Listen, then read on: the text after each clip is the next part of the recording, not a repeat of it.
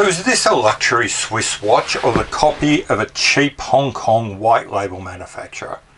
How about this?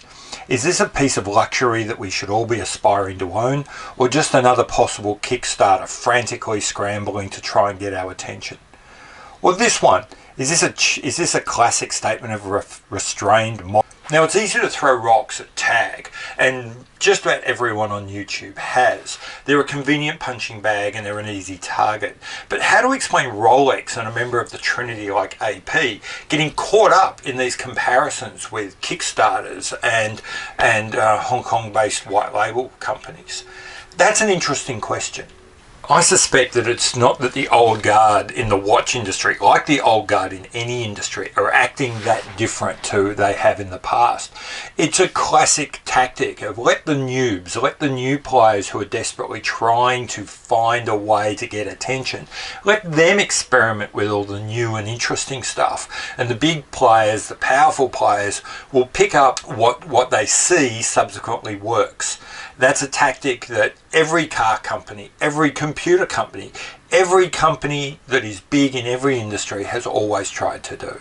In the past, there was nothing wrong with this. A small player does something in an isolated little corner of the market. The big players watch these little corners, they see what's successful, they pick it up, transport it around the world, and then do a victory lap, arms in the air, and rake in the billions of dollars. Now, unfortunately for those big players, things are a little bit different. If you're a small player like Boulder or Halios or Laurier or Spinnaker, then you're just a few button clicks away from being a global brand. You come up with a watch, you think it's successful, you think it's a good idea, you make up some prototypes, you send them around the world, you make sure that Jody at Just One More Watch gets one, you make sure that Jory at the Time Teller gets one, you make sure that TGV gets one. If they like it, then before you know it, these little brands operating out of someone's backyard have suddenly been put in front of tens, if not hundreds of thousands of eyeballs. And if that takes off, and then they can get a second one out or a third one out in 3 months or 6 months, then before you know it, they've created a global presence. These tiny little companies have suddenly put themselves in people's minds as owning this look.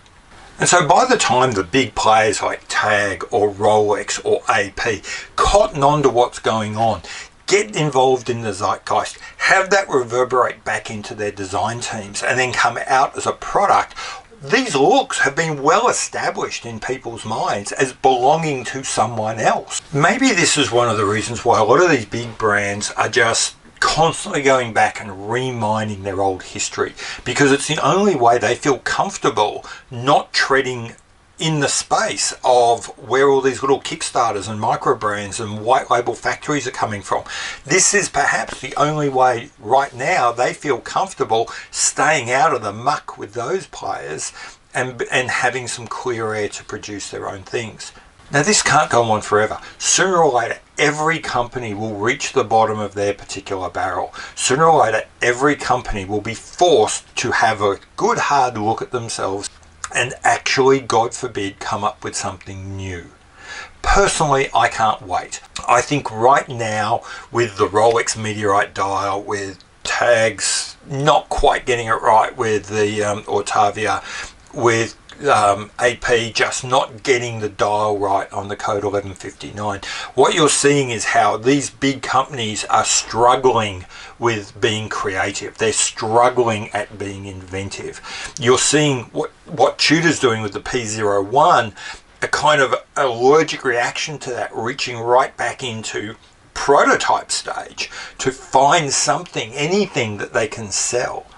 Sooner or later, these companies are going to have to be more creative. They're going to have to go back to what they were 50, 60, 70 years ago, back when they were the little players struggling to get through, back when Rolex was not the powerhouse that it is now, but was a young 40-something-year-old company desperately trying to break into the market, and did so with this explosion of innovation between 1953 and 1967.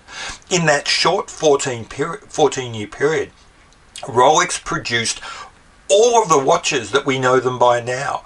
The Submariner, the Deep Sea, the GMT Master, the Explorer, the Daytona. All of these watches came out in that one short period. Maybe, hopefully, you never can tell. We are on the cusp of another one of those periods where the big players are forced to actually do something new. And I, for one, can't wait. Anyway, this has been Pete McConville. I've been Pete McConville. This is Not So Obvious Watches. For more content like this, please subscribe, and I'll see you later. Bye.